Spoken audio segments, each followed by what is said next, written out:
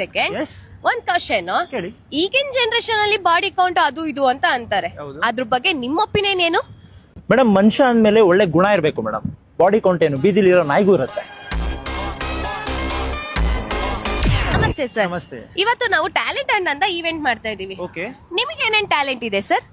Madam, ನೀವು ಬೇಜಾರು ಮಾಡ್ಕೊಳ್ಳೋದಂದ್ರೆ ಹೇಳ್ತೀನಿ. ಅಯ್ಯೋ, ಖಂಡಿತವಾಗ್ಲೂ ಹೇಳಿ ಸರ್. ನೀವು ತುಂಬಾ ಬ್ಯೂಟಿಫುಲ್ ಆಗಿದ್ದೀರಿ. ಅರೆ, ನಿಮ್ ಟ್ಯಾಲೆಂಟ್ ಏನು? ಯೂಶುವಲಿ ಸುಳ್ಳು ಹೇಳೋದು. ಕ್ವಶನ್ ಕೇಳ್ತೀನಿ. ಓಕೆ. ನಿಮ್ ಹತ್ರ 4,000 ರೂಪಾಯಿ ಇರುತ್ತೆ. ಹಾಗೆ ನಿಮ್ ವಾಟ್ಸ್ಆಪ್ ಅಲ್ಲಿ 2 ಮೆಸೇಜ್ ಬರುತ್ತೆ. ಗರ್ಲ್ ಫ್ರೆಂಡ್ 2,000 ರುಪೀಸ್ ಕೇಳ್ತಾರೆ. Okay. ಬೆಸ್ಟ್ ಫ್ರೆಂಡ್ 1,000 ರುಪೀಸ್ ಕೇಳ್ತಾರೆ. Okay. ಹಾಗೆ ನಿಮ್ ಹತ್ರ ಬ್ಯಾಲೆನ್ಸ್ ಎಷ್ಟಿರ್ಬೋದು? 4,000 ಮೇಡಮ್. ಅದೇಗೆ ಸರ್? ಮೇಡಮ್, ಅಂತ ಮೆಸೇಜ್ಗಳೇ ನೋಡಲ್ವಲ್ಲ ನಾನು.